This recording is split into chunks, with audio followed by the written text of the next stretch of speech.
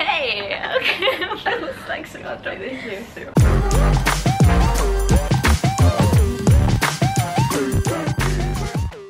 Are you okay in that chair? Do you want another one you can take over?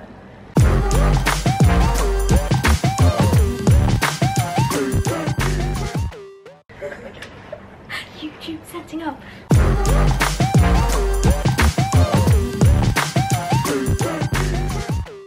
Okay, let me find the questions. Did you have a time? Did you have a chance to? Like, I read them all, but I honestly didn't prepare. No, but that's fine. I think that's better anyway. All right, I guess we'll film the intro.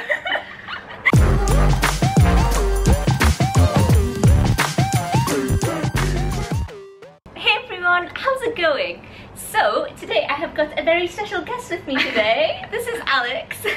This is the first time we're filming together, so bear with us, we're a little bit shaky, and I haven't had a guest on this channel for like the longest time. So I feel like even Jack, isn't it, I guess? So. Yeah, or like Felix, so there's probably gonna be a lot of bloopers, so warning you. So I think what I'm going to do is just let Alex tell you a little bit about who she is, what she's doing, and then I will get into the bulk of our video. So do you want to give a little introduction? Sure thing, okay. I'm Alex, obviously, as Atousa's already said, and I've literally 3 weeks ago just finished all my exams for third year. So basically what I've done is, in what year would it have been? And what degree was it that you've Biomedical done? Science. Biomedical So in Sciences. 2014, yeah, I obviously started doing Biomedical Sciences at King's College London, at their Guy's campus. That's where we are right now, in London Bridge. Yep. In one of the nice one of the rooms. classrooms after hours. Yeah, being a bit strange hanging around here, but fine. So I started in 2014, did first and second year as normal, and then in second year I decided that I wanted to do what's called an extramural year, which is essentially like a year placement in a work area. And obviously because I'm doing Biomedical Sciences, it was in a lab. So I contacted a few different labs, all sort of around London area, so I didn't really want to leave London. And it just happened to have come across that I had one lecture with someone called Joy Birchall, who when I first looked at her lecture, it literally just said Professor of Cancer, and I was like, oh, cancer's the sort of thing I wanted to research. So after the lecture I went up to her and was like, oh, I've got this year placement that I want to do, can I work in your labs, basically what I said. And she was sort of like, oh, she was quite interested in what I had to say, and asked me to come back in January. I think at this point it must have been about November, December time, and she said, I'll come back in January, we'll talk more about it. So in January I went back to her office and spoke about it, and she basically there and then just said, you can come work in my lab. It wasn't paid, but I think a lot of people don't realise is that student finance offers funding, sort of basically the same amount of money you get for undergrad years anyway. So it must have been, I can't remember how much it was now, but it was basically the same amount that I got in first and second year, so that you can afford to live in London not being paid. And at first I thought it was a bit stupid to be essentially working for free, but I kind of figured that what I was doing was basically a master's, as Atousa did. Yeah. And obviously exactly. I didn't have to pay the fees. I think the year cost about £1,000, £1,350 I think, to do the year, and obviously do a lab year. But obviously minus the £10,000 or whatever it costs to do cancer studies and all the other masters. So I figured it was kind of like, instead of doing a master's, essentially what I thought of it. So I did that for a year, working in a lab on cancer cells and looking at different pathways and things. Basically didn't really come up with anything that interesting, to be honest, but I'm hoping that some of my findings will be in a paper. But as you come to realise with research, it's quite unpredictable, so very much so, the chances of stuff going right is quite slim anyway.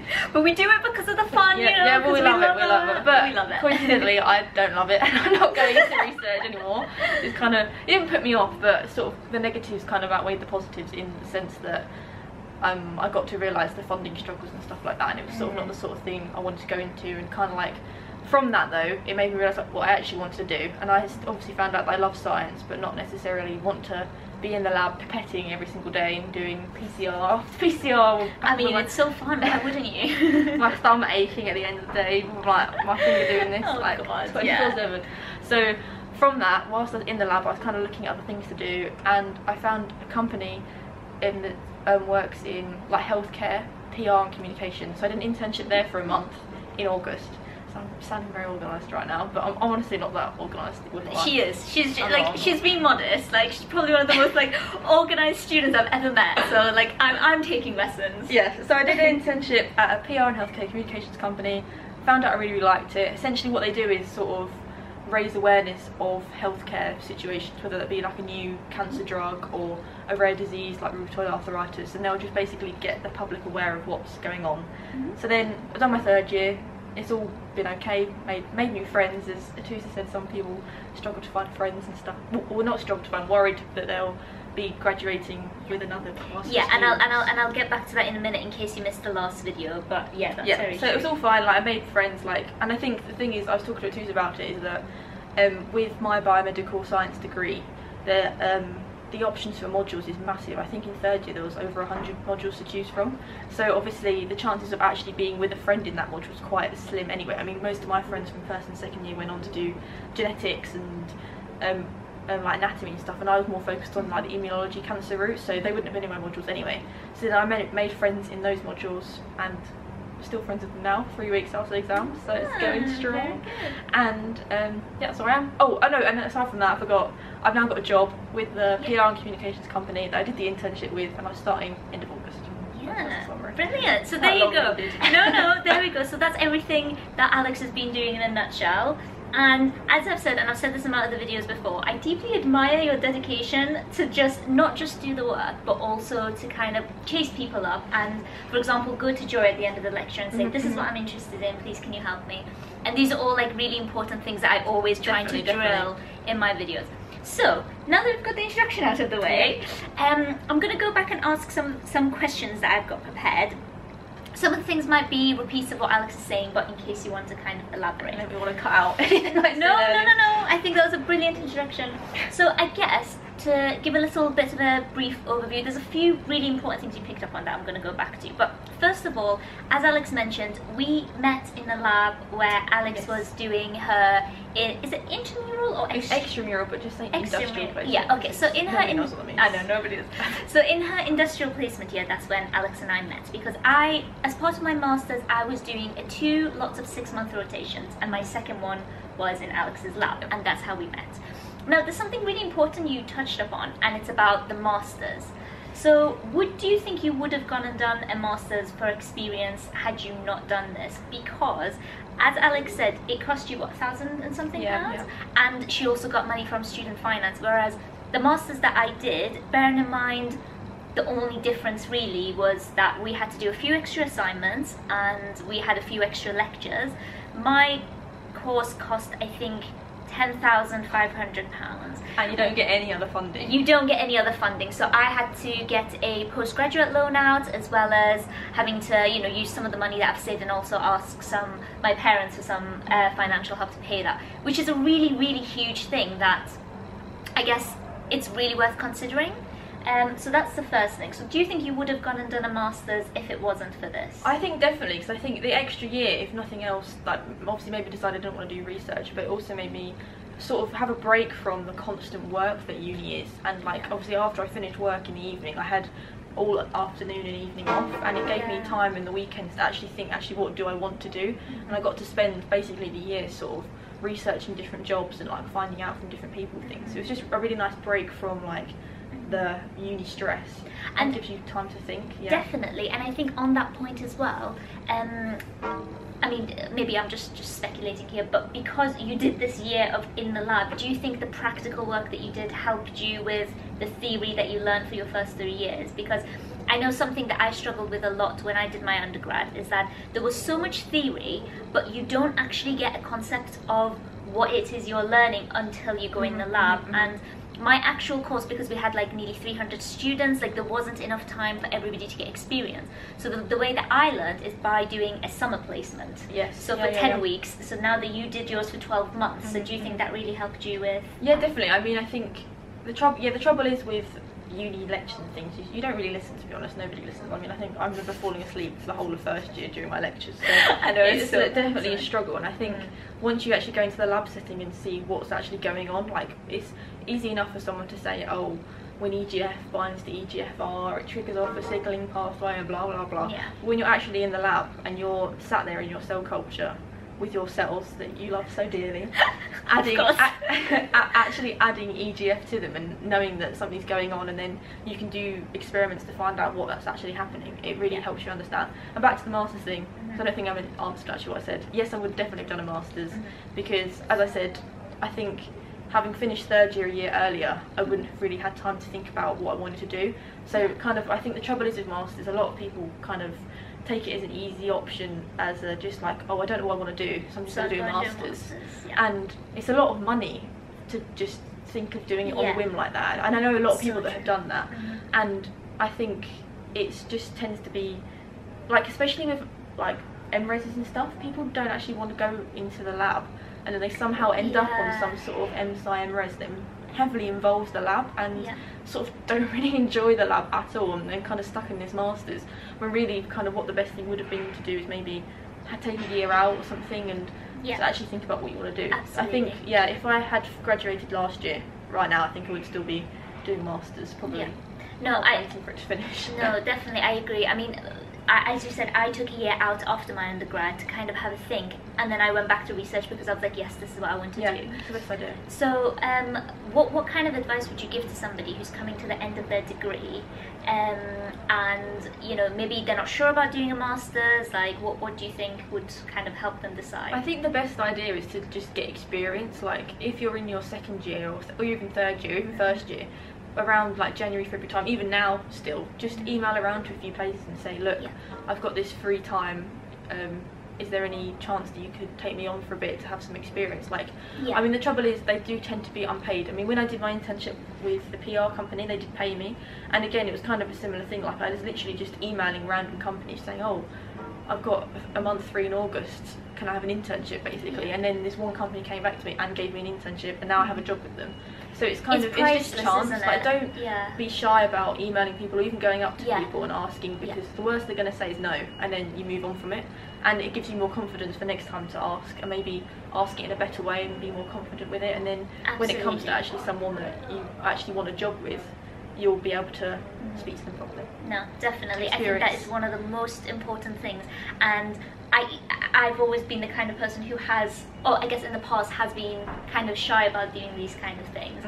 But then I met a surgeon last year, and like, she gave me the simplest and best form of advice, and it was essentially, don't take no for an answer. A lot of the times when people don't reply to you, it's not malicious. It's not that they think, oh, how busy. Like, you've seen what some of the people are like. We work with them now. You see, like, it's not malicious, it's just completely busy. No, I remember when, like, Joy that we worked with in the lab, she'd get hundreds of emails, and I remember when I worked at this PR company, they were saying that they go home for the weekend, come back on Monday, and they have 1,000 emails. So I think don't be sad that your email's been lost in actual just keep work. Trying, right? I mean, the thing is, if you try a few times and you're still not successful, maybe phone, or maybe try something else. But I know it's very tempting, because I used to do this. I would send one email and think, well, that's it, that's it, like, I'm never going to get a job, I'm never going to get anything. So email loads, there's hundreds and hundreds of places. I mean, especially in London. I mean, I'm not sure how other cities are, but I'm sure it's the same. But in London especially, I mean, there's hundreds, thousands of labs, there's hundreds and thousands of companies everywhere. Like, there's going to be somebody that will take you. Yeah, exactly. So another question that a lot of people probably would want to know is, how did you, so we did this at King's College London, and how did you hear about this? Industrial placement. Yes. I've heard about it from the beginning, really. Like, when I applied, when I was looking online at King's and stuff, one of the options was to add like an industrial placement. I honestly can't remember how I thought about it. I think it was the same in my university. Yeah, I always just remember from first year being interested in doing it, and I think obviously a lot of people were interested in first year, and a lot of people ended up not doing it. But I think most unis probably offer it. Yes, I think they do. So, but just like a little bit of a tip in case you have just started biomed, or you're about to start and maybe you haven't heard about it yet, inquire. Because the worst thing that can happen is your university might say, well, actually, we don't offer this as a faculty, in which case then it's up to you, as Alex said, to email people, to go to events, to ask friends, to ask people who are in like the years that are above you to maybe find something outside of your university. But most universities do have some sort of... I would have thought so. And you can even, I mean, if you're that keen on doing it, I know literally every uni offers like deferring, you can defer for a year. Yes, yeah. Do your work experience and then come back in third year. It's not really a problem. Okay. They don't necessarily offer it. Yeah, absolutely. And now let's go back to the point that Alex was talking about the friends.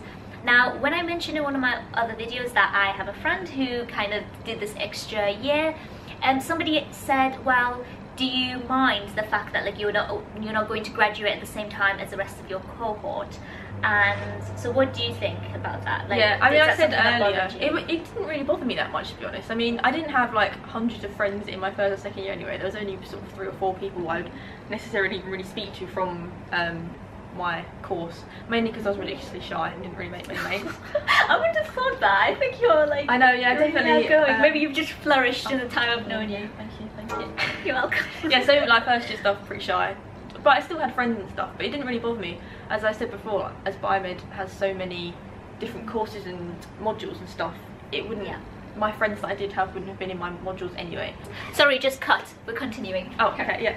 And the other one, because when we were both doing our lab work together, there was a summer student called Baz who was also in the lab over summer, and he was coming into third year with me, and we were doing a few of the same modules. So because of that, obviously I already knew someone from the year, and so when I came on my first day of third year, I sort of chummied up to him and was like, where are your friends? Can I make friends of your friends? And so I became friends with his friends. So it was kind of luck really that situation really happened. But and we're hoping to rope him in. So by the way, I should say this now and I'll say it at the end of the video. If you have any questions that we won't cover in this, leave it below, because next time we're going to rope in Basilis, who is our joint friend that we met. He was doing a summer placement, I was doing my master's, and Alex was doing her industrial.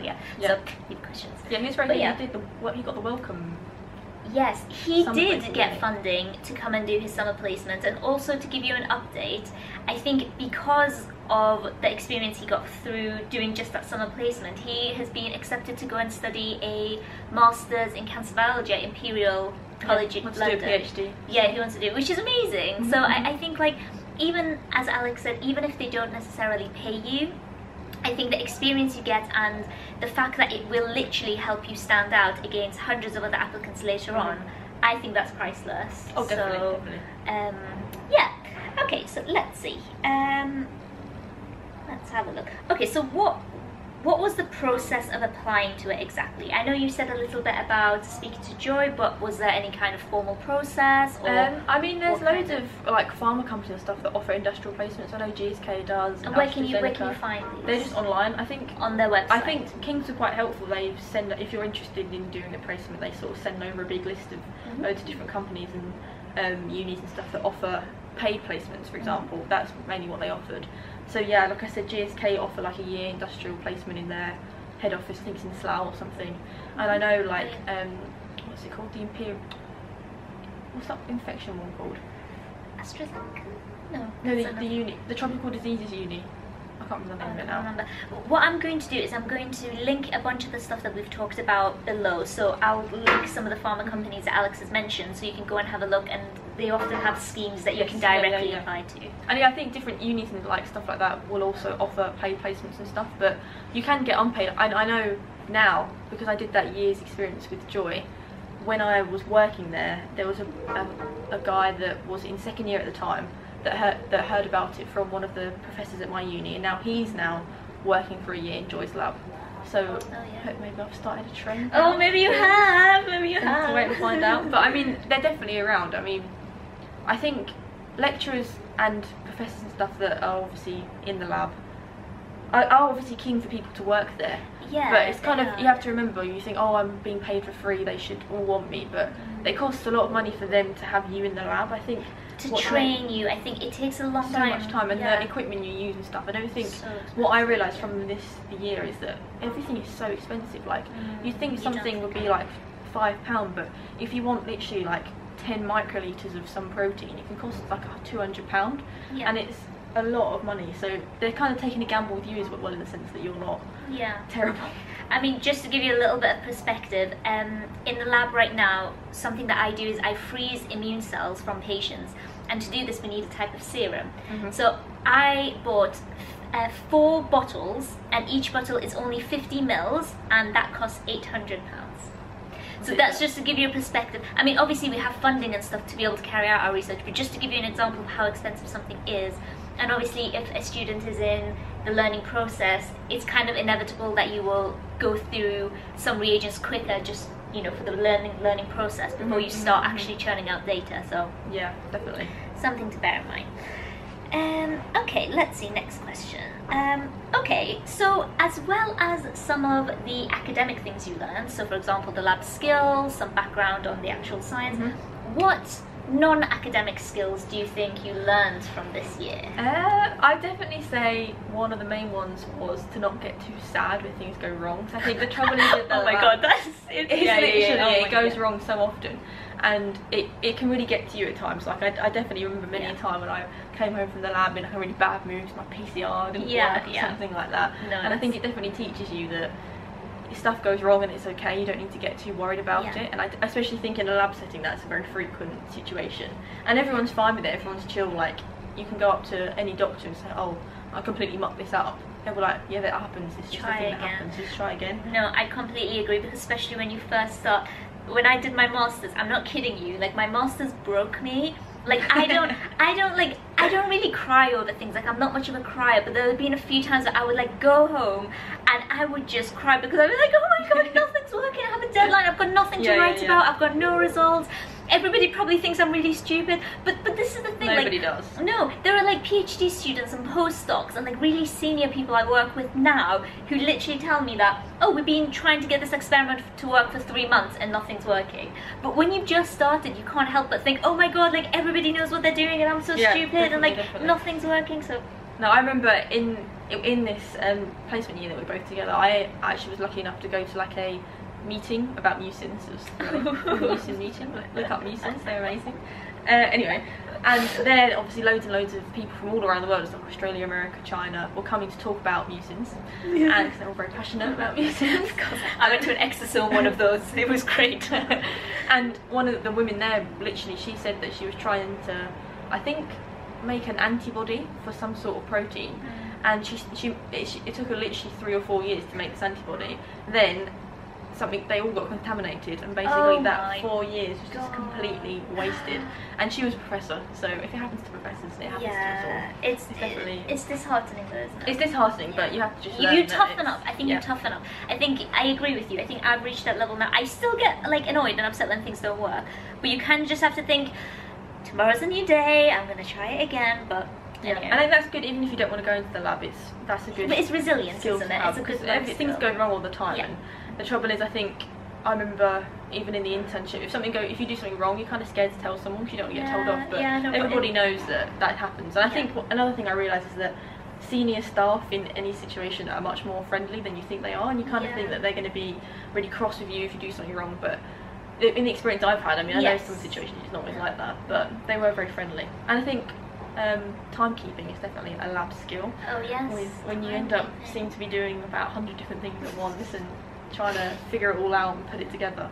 I think that's definitely another skill in organisation and all the standard ones. And time management and problem solving and teamwork. Do you have, okay, so this isn't on the prepared list, throwing a curveball. I'm not like Can you think of like a really, really bad day that you had in the lab and a really, really good day? It could be about like either your work, or it could be about like a personal like obstacle you overcame or something along those lines. Well, I think a bad day was when I was literally finishing up my lab. It must have been July, end of July time, and I'd just come back from holiday. I was like, oh nice, had a not so great tan. But so I came back to the lab. I think I had about 2 weeks left of the lab, and when I'd left to go on holiday, everything was running smoothly, it was all good, like my results were looking really great. And I came back from holiday and Georgie said to me, oh, why don't you just do these last couple of experiments to wrap everything up? And I was like, oh yeah, sure, let's go for it. And did these experiments, and it basically put into question everything else I'd done, because it basically didn't make sense of anything else. So from that I was like, oh my god, literally everything I've done now was basically pointless. So I was like the last 2 weeks. Oh my god, I know you wrote this one. No, because oh my god, that's so upsetting. I literally can't remember what I did in the lab now. NMP 10 or something like that. Yeah. I don't know. I was looking at 2 cell lines. One of them was a cancer cell line, one of them was a healthy cell line. And what I was trying to show was that in the cancer cell line, a pathway happens that doesn't happen in a healthy cell line. Yeah. But this final experiment I did kind of showed that the pathway happens in both cell lines, so it's a bit difficult to really figure out what's going on. But following on from that, I managed to sort of pick myself up, move on from that, and I ended up managing to find out some results from it. So that was a bad day.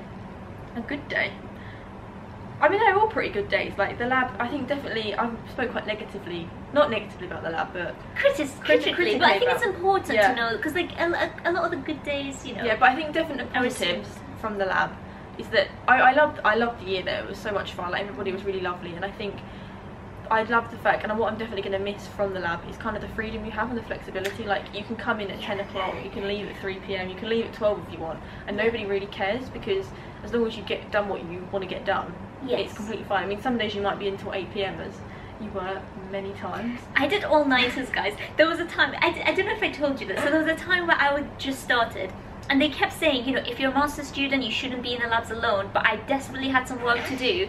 I'm not kidding, I stayed until 1 in the morning, right, and I was using the fax machine, and there was an error message coming up on the fax machine, so I obviously panicked, just shut it down, finished my work, and ran away. And then the next morning, Roz came to me and she was like, so were you using the the fax machine at night? And I was like, why'd you ask? And she was like, no reason, don't worry, you're not in trouble, it's just somebody was using it at night, just don't tell like the lab technician, because he already thought I was a little bit of a liability anyway. But yeah, there were other days, as you said, where like you can just say, well, I'm only going to come in for like 3 hours, do this thing and go, because that's all I've got planned for today. That's amazing. Yeah. And the kind of like your own boss in a sense, that you can just turn up in the day and just basically choose what you want to do in the day, whereas obviously in basically any other job you come in and somebody else tells you what you want to do, what you have to do. And I definitely think that's another positive. And another positive is kind of like the screen time. I've kind of realised in the past couple of weeks that when I'm going to start my job in August, I'm literally going to spend all day looking at a computer screen to then obviously travel to and from work looking at my phone, and then be at home in the evening watching TV. So I definitely need to try and cut down that situation, but that'll be another thing. Yeah, no, that's another video. And I think video. that's, with the lab, you're hardly really ever on a computer and like looking at things. You're always doing things with your hands and like looking and focusing on things, and I think it's definitely a really great like brain stimulating thing, not just sat there moving a mouse all day. Yeah, absolutely. And we've already touched on this a little bit, but I just want to ask a few more questions, and that is, how does it compare to being, like, how did working in a lab full-time compare to being a student in biomed full-time? Obviously, except, I mean, you know, with the exception of you don't have to do like the lectures and stuff, but in terms of like workload, in terms of how much you think you were learning and all that kind of stuff. I don't know, I think they're pretty similar, in like obviously they're completely different, but in the sense that obviously when you're at uni you're in lectures sort of 2 hours a day and not really listening, and then you have to go home and I had to do rewatch the lectures again, and then obviously extra reading and whatnot. I think it can be quite mundane at times, but I think with the lab and stuff, obviously you're always doing something different every day. Not necessarily different, I mean it was quite repetitive most of the time, but you're always coming in and doing things and like thinking for yourself, and it was a nice break, if anything else, from exams and things, because I mean literally since like I was 11 doing 11 plus, like every year it's exams, and so much stress, and it was just so nice for that 1 year to be like, oh, it's April and I don't have any revision to do. God, I bet that's so nice. Yeah. Yes. So I think they were both really, really fun, and I think with exams and uni, it's kind of continuous. Like you always feel guilty. Like no matter if it's 10 o'clock in the morning or at night or 1 o'clock in the morning, you'll feel guilty that you're not doing work. Whereas with the actual like the lab placement, you finish at 4 or 5, whenever. You come home and it's done. Yeah, it's like a job, isn't it? So you go and you do your part, and then because you get to plan it yourself as well, you do have that like flexibility, which is really good. Great. So I guess the final question is, what piece of advice, what wisdom would you embark upon any students who also want to go and do an industrial year? Because I know that I encourage industrial years, or like taking a year like so heavily. I encourage everybody to go and do it, because I think not only does it teach you like lots of skills, as you said, about timekeeping, about, you know, you become more confident, you know, all of these things, But I think, again, as you said, it really helps you to find your direction. Yes. Because I've spoken about this in my other videos, but something I struggled with a lot in biomed is that I just didn't know what I could do. And going in the lab, you learn how it's run, you learn about academia, and maybe in Alex's case, she learned, well, you know, this was fun, I enjoyed it, but I don't want to go and do this. And I think it's so much better to find that out now than to start a PhD straight after your undergrad, which a lot of people I know from my course did, yeah. Especially a lot of the academically gifted students go and think, okay, well, I'm great, my grades have been amazing, so I'm going to go straight into a PhD, and think, actually, well, a PhD isn't just about being academic in that sense, like not just like being book smart. You also have to have a lot of like technical skills, practical skills, and not everybody likes that. So what would you say to anybody who's considering an industrial year but isn't really sure? Do you think it's worth the time? Is it worth the money? You know, just I would say definitely just go for it. I mean, I email people just constantly. It's completely fine. I mean, I know like so many people, like my boyfriend for example, he was trying to get a summer thing, and he emailed 10 people, didn't reply. So, oh no, no one's replied to me, I'm giving up now. It's like, don't give up. No, like this, no. It's like in the hundreds, right? Yeah. Okay, maybe when you reach in the hundreds, yeah, then maybe you should slow down. Maybe, but like they don't care that they've not replied to your email. They've forgotten about it. They probably maybe didn't even read it. Like the only person that is being affected by the fact that you've given up is yourself. So there's literally there's no harm in emailing people. Just go for it. I mean, there's no, and multiple times as well. It doesn't matter. You could literally just say, like, this is how I always say it. I just say something like, I apologize for the persistence, but I emailed you a few weeks back. I appreciate that you're busy, but I was wondering if you have a bit more time now. Or just be polite about it. Don't be passive aggressive. So Jack said something really funny to me. He said that what he used to do is, if somebody didn't reply to his emails, and don't do this by the way, like we laugh about it now. He said if somebody doesn't like reply to his email, he will literally forward them the exact same detail. No, don't do with that. Like, and it's something like, saying something like passive aggressive, and I was like, oh my god, like please tell me you're joking, like don't do that. No one's gonna reply to that one, definitely not. Yeah. Don't worry about it. If you don't, it's not the end of the world if you don't get onto an industrial placement. Just do third year.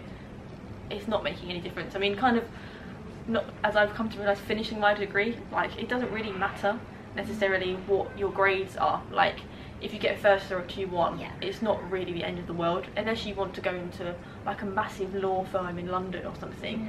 Like if you want to just get a job, if you've not got a first and you've only got a 2-1, it's completely fine. Like, so just carry on with it. It's all good. It's all good. Yeah. You just go for it. Yeah. It's all good. Absolutely. And just one final thing, because you've mentioned it. What would you say to people who want to get into an industrial year and they don't, or if they don't want to do it, like what would you give them, any kind of tips that might help them in terms of jobs and stuff in the future? Because I've said this a lot of times. I think one thing that I really admire about Alex is her like follow through with doing not just one industrial placement, but also the thing that you did at the firm. And through that you managed to find your job. And considering biomed is one of those courses where a lot of people like message me saying, I don't know what jobs to do that on. Like I hear so many people, and I used to be one of them, saying there are no jobs that you can do with biomedical sciences. Guys, biomedical sciences is like probably one of the most diverse degrees. There's such a big, like healthcare and science is such a big field, but I do appreciate that those things are difficult to find. So if somebody doesn't want to go and do an industrial placement, but they still want to kind of get a bit more of a taste of what kind of things are out there, what kind of advice would you say to them? I think again, just go for some experience. Even if you don't like the experience, at least you know what you don't like, and then you can remember, oh, from that I really like this aspect of it, and so look into it. There's so much out there. I mean, I now know, especially nowadays, sort of any like a BSc, like in a biomed or some sort of science degree, is looked upon really highly against any jobs. Even if you want to go into like a business side of things, banking, finance, banking, they're not just taking people that have done a finance degree or a business degree now. They look for people that have different degrees and different things, like geography degrees, English degrees, science degrees. So don't think, oh, I'm doing a science degree now, I have to do research. But let's say somebody wants to go into science, but they don't know how to find those things. Like, would you say that the career service is a good place to start, or would you say that go and do your own independent? I think a bit of both. I mean, I probably haven't used the career service as much as would be helpful. I think at King's, I think the career service is the careers service is really useful, and you can go there. They've got so many pamphlets on loads of things and stuff like that, and I think there's so much out there. Like obviously what I'm going into is PR and communication, so that's sort of like the writing side of it, but there's like medical education, so that's more educating doctors. There's like advertising and marketing people that go around in science, in not science. just, This is in science, so like they advertising new jobs. they can go around and sell pipettes, for example. There's jobs like that around, or like a big pharma company. You don't have to be in the lab, you can be doing the management side of it. I know people that have gone into work at GSK that are now not in the lab, but they obviously need to know science to have to do their job, but they're doing more talking to people and things like that. And obviously like Atousa is doing, it's like clinical trials things, so it's quite patient focused as well. Like research technician, that's like one of the standard things you can research go and do, which is amazing. Our bias put it as. Yeah, my other friend's also working at Guy's at a company called Viapath. Oh yes. And she's basically, I think she's kind of like a research technician, you think, and she kind of does the same tests over and over again. She's in like a neonatal ward, so she's doing tests for like different diseases and things in babies and things. So there's so much out there, and even like these contracts, like I think yours was a year and it's been extended now, hasn't it? Or yes, so mine was 12 months. You're not trapped in it. Yeah, so I could have left, but I think because I showed interest and there was funding, then just it's just a year, you get paid for it, so there's no harm in trying things out and just go for it. Yeah, absolutely. We're young still. Fantastic. Well, those were plenty of questions. I hope you guys enjoyed this and found this useful. Thank you, Alex, for coming on here and sharing your story. Yeah, absolutely. So if you guys have any other questions or anything like that, leave it below. One thing we didn't really get into, but maybe we can leave that for the future, is the exact details of what you did in the lab, because some people might be watching this and they're kind of like considering going into an industry or considering just even doing biomed. So in fact, let me know down below, guys, what you found useful from this video, so I can kind of gauge what we can bring to you in the future. But if you're interested, it might be good to do kind of a bit more of a sciencey one, so we can talk a bit more like what is EGFR and you know what type of cancer we were looking at. I know, I do as well. Like, don't worry, these are the kind of things that like they don't, because they're just complicated, they don't stick in your head that easily. But yeah, so thank you so much. Is there any final things you would like to say? Another thing I just thought of now is that in my third year I did a lab project, and definitely doing the industrial year helped so much for the lab project. And I actually found out the other day that I got first in my dissertation. So amazing! Ooh, good. And I think that was definitely down to the fact that I did the lab project last year, because I had to do a dissertation for that as well, and I literally just got 60% on it because I literally did it in 5 days, and it was probably really not a good idea. It was very stressful. So learned from that. Obviously spent a lot more time doing the dissertation from my actual degree, which counted quite a lot. So, and because of that, obviously the lab was so much easier to pick up on. Like from the get-go, I actually knew what I was doing and had a clue, and like could read a paper and actually kind of understood what the paper was saying. Whereas this time a couple of years ago, reading an abstract of a paper would make me fall asleep. Whereas now I think I could actually probably get through a paper without needing like a cup of tea or something. Definitely, even if again like I don't want to go into the lab, but it definitely helped for my lab project, and obviously helped me get first in my dissertation. So absolutely. Well, thank you. Okay, brilliant. So guys, if you have any further questions for us, leave it below. Next time, let's see if we can try and rope Baz into this. So we can have a third member on our little panel. And I hope you enjoyed this. I hope you found I hope you found it somewhat useful.